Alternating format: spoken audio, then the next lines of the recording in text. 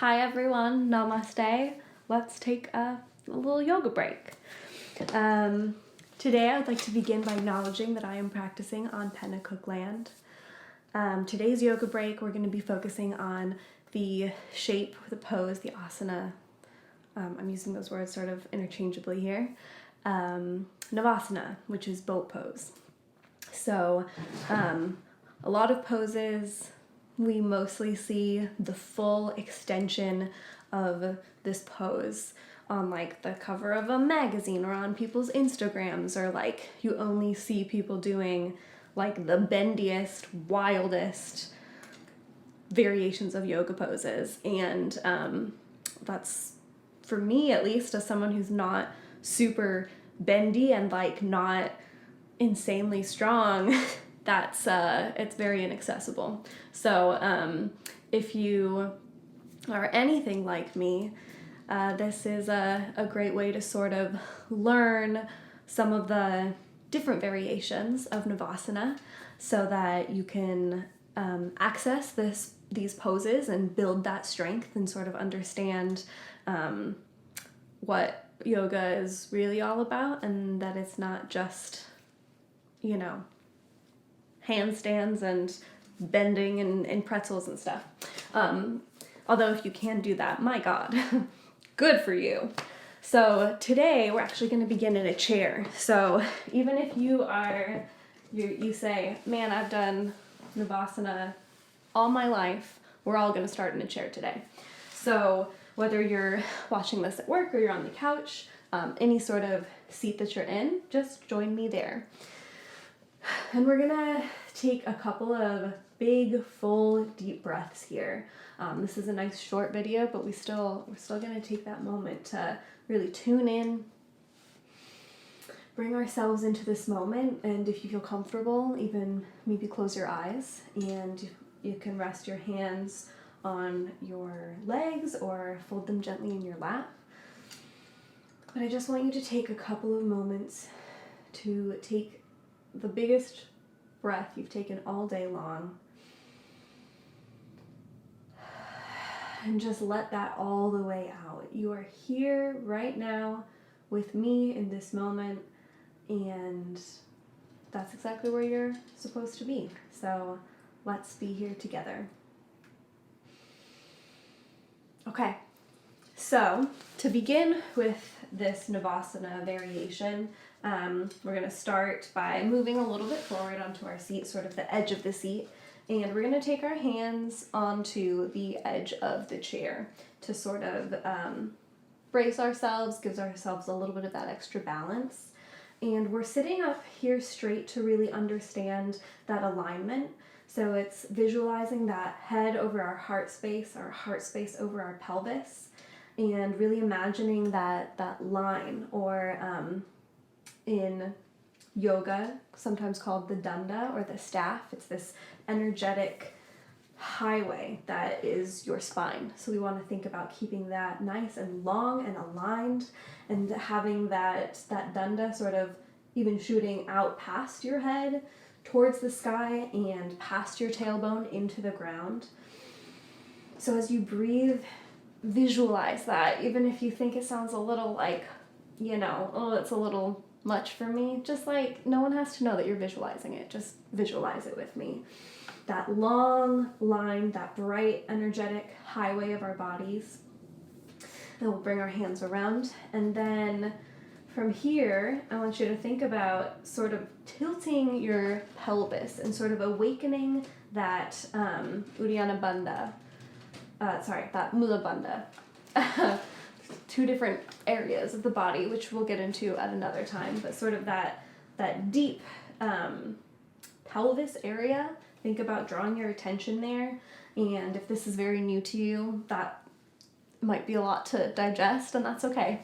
So we're thinking about sort of tilting our pelvis up and back. This does feel sort of funny to be talking about. And then we're gonna just lean back a little bit. So we're having that tilt a little bit, and as you do that and you lean back with your back nice and flat, you'll feel that core engage. And again, the core, it really is our core of stability. There's so many muscles here. We're not just talking about our abs or like our six pack. Yeah, you know me, six pack. There's so many muscles here. There's so many muscles in our back and in our hips, and they're all connected. And that really is our core of stability, and it helps us become more flexible. It helps us be more stable. It helps reduce our like back pain, and pain in our hips, pain in our knees, all of that. If we have that strong core, so important, and we're building that core right now. And so I'm assuming that you're still engaging there, or you're just listening to me, and that's fine too. So taking even a couple of breaths here, we want our feet nice and planted on the earth, and we're engaging that core, and you'll feel that those muscles, sort of light up. And this is a great variation of Navasana, and this can be very challenging. And so if this feels like enough for you today, no need to move further. Go ahead and, take a couple of breaths to rest, and then come back into this.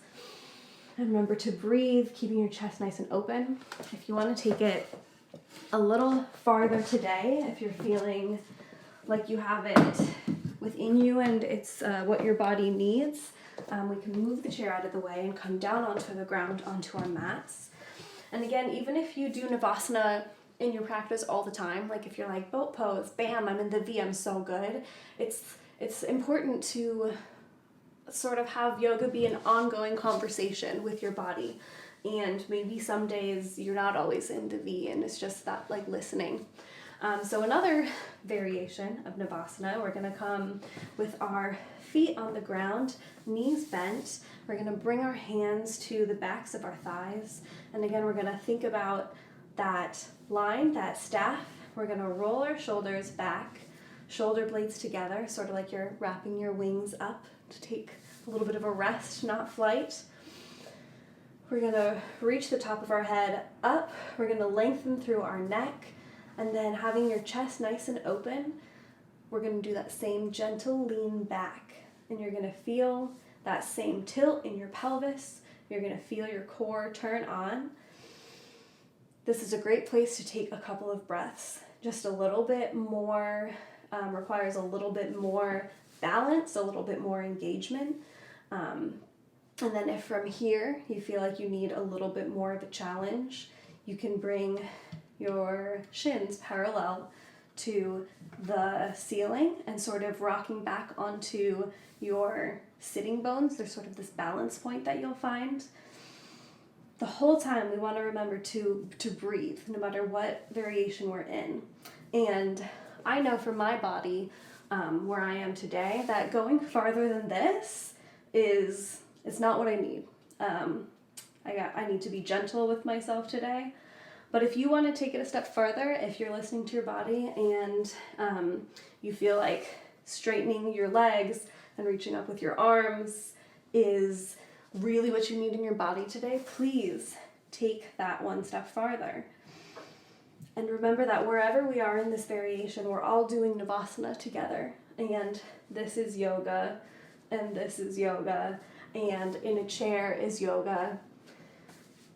And Navasana is so good for our core, it's good for our hips, it's good for our psoas muscle, and so it's really important that it is an accessible pose. And hopefully today a couple of these variations have made it a little bit more accessible to you.